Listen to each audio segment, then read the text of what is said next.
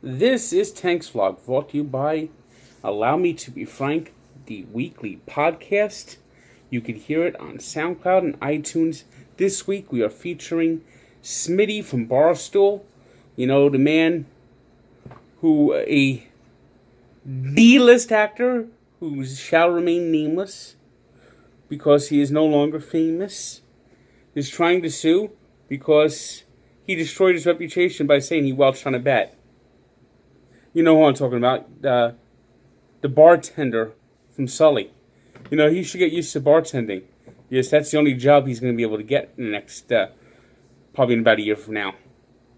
And I'm not talking bartending at a high-class bar. I'm talking about bartending at Skid Row Bar, which he probably hangs out at anyway.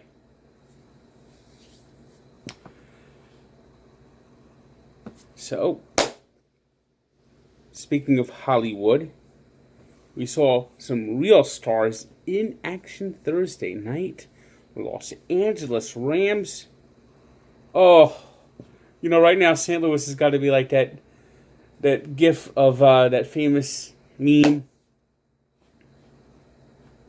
of Squidward looking out the vent at SpongeBob and Patrick Starfish there, having fun running back and forth. That's what it must feel like to live in St. Louis and look at what the Rams have become. I mean, do you believe this? Look at this. Look at the points they're putting up. I mean, 2 years ago, under the tutelage of Jeff Fisher, Jared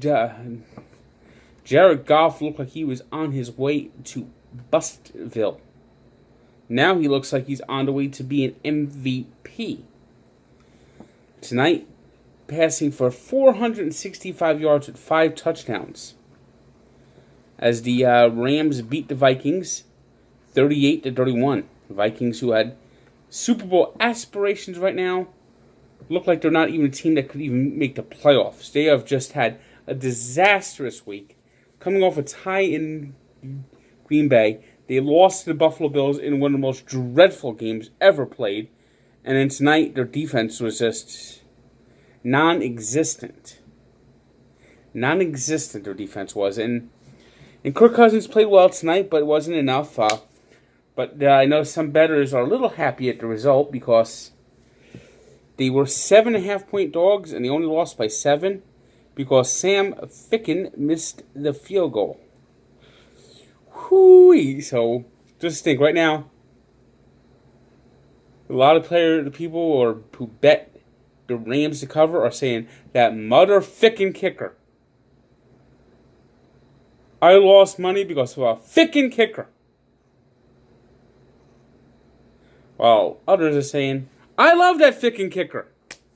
And of course, I don't know where your spreads are, but 7.5 was the spread on my bookie AG. And of course, if you use promo code TANK, you get a 50% sign-up bonus. And you can win bets like this because of the fickin' kicker. ACC matchup on Thursday night. And it was the Miami Hurricanes defense 21, Carolina Tar Heels 10. As the Hurricanes had 3 defensive touchdowns, an absolute nightmare game for the Tar Heels in a 47-10 loss to the U. Baseball. CC Sabathia has got to be the greatest teammate in the world, needing just 2 innings to qualify for a bonus. CC Sabathia stuck up for one of his teammates and got himself ejected. I mean, that might be one of the greatest things you ever seen. I mean, you have, we're talking about a great teammate. I mean, after the Rays were getting killed by the Yankees. They go after one of the players, and then CC Sabathia responds how you're supposed to. I mean, they threw at Austin Romine's head, and Sabathia responded in kind, throwing at Jesus Sakura's leg. Now, that's what you're supposed to do. That's how you're supposed to handle it. Of course, he got thrown out because the warning, but Bravo cost himself $500,000. You know, the Yankees players should chip in. Make sure he gets it, or the Yankees should still give him that $500,000, even though he didn't make the innings bonus. They should just give it to him just for being a great teammate. Anyway, Yankees won 12-1. So they're now in firm command for that home field advantage up 2 going into the final weekend of the season.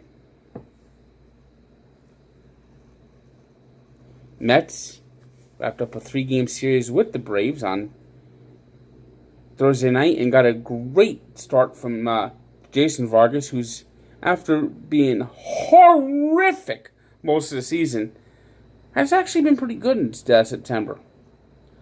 He went 7 innings, only allowed 3 hits, as the Mets beat the Braves 4-1 thanks to a Mesoraco home run. So, Mets continue to finish the season strong as they go into the final weekend against the Marlins, where, of course, we'll get to see David Wright make his last appearance.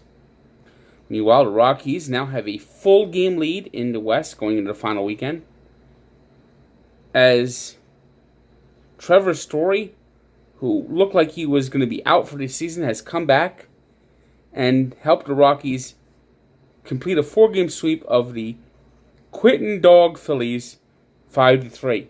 The Quinton Dog Phillies went into Colorado and basically got smoked. Who knows, maybe the Phillies were the ones smoking this. You know, it's legal there. I mean, what the hell, Philadelphia? I mean, I know you've been eliminated, but damn! Damn, no pride. No pride. No pride at all. You should be ashamed of yourself. And they're now below 500. They're now in 3rd place.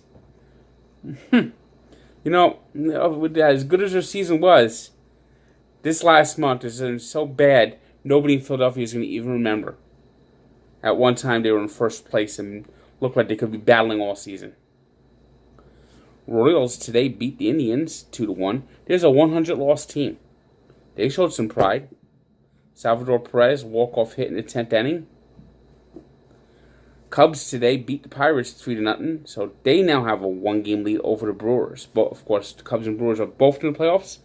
Rockies have a 1-game lead over the Dodgers. Dodgers in the wild card position at the moment, but will still have to battle the Cardinals in the final weekend of the season.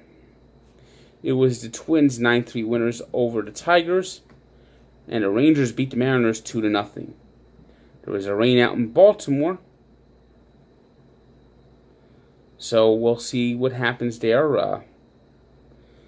By the way, that was the 54th rain out in this season. It's the most in almost 30 years in baseball. Today's 3 stars are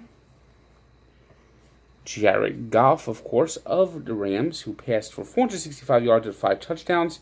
Jason Vargas, with his 7 innings, 3 hits, 6 strikeouts. And CC Sabathia, great teammate, sacrifice, only allowed 1 hit over 5 innings, no runs allowed, 5 strikeouts, and sacrificed $500,000 to stick up for his catcher, Austin Romine.